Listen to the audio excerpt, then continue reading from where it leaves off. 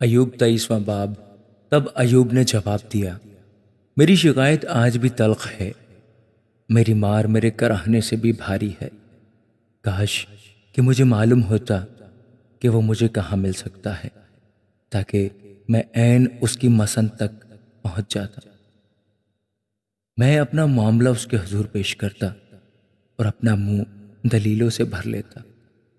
میں ان لفظوں کو جان لیتا جن میں وہ مجھے جواب دیتا، اور جو کچھ وہ مجھ سے کہتا میں سمجھ لیتا۔ کیا وہ اپنی قدرت کی عظمت میں مجھ سے لڑتا؟ نہیں، بلکہ وہ میری طرف توجہ کرتا۔ راست باز وہاں اس کے ساتھ بحث کر سکتے۔ یوں میں اپنے منصف کے ہاتھ سے ہمیشہ کے لیے رہائی پاتا۔ دیکھو، میں آگے جاتا ہوں پر وہ وہاں نہیں، اور پیچھے ہٹتا ہوں پر میں اسے دیکھ نہیں سکتا۔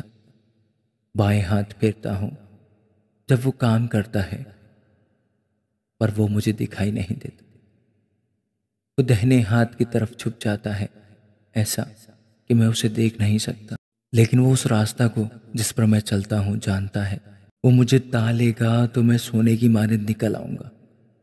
میرا پاؤں اس کے قدموں سے لگا رہا ہے، میں اس کے راستہ پر چلتا رہا ہوں اور برگشتہ نہیں ہوا۔ میں اس کے لبوں کے حکم سے ہٹا نہیں۔ میں نے اس کے منہ کی باتوں کو اپنی ضروری خوراک سے بھی زیادہ ذخیرہ کیا، لیکن وہ ایک خیال میں رہتا ہے، اور کون اس کو پھرا سکتا ہے؟ اور جو کچھ اس کا جی چاہتا ہے وہ کرتا ہے، کیونکہ جو کچھ میرے لیے مقرر ہے وہ پورا کرتا ہے، اور بہت سی ایسی باتیں اس کے ہاتھ میں ہیں۔ اسی لیے میں اس کے حضور گھبرا جاتا ہوں۔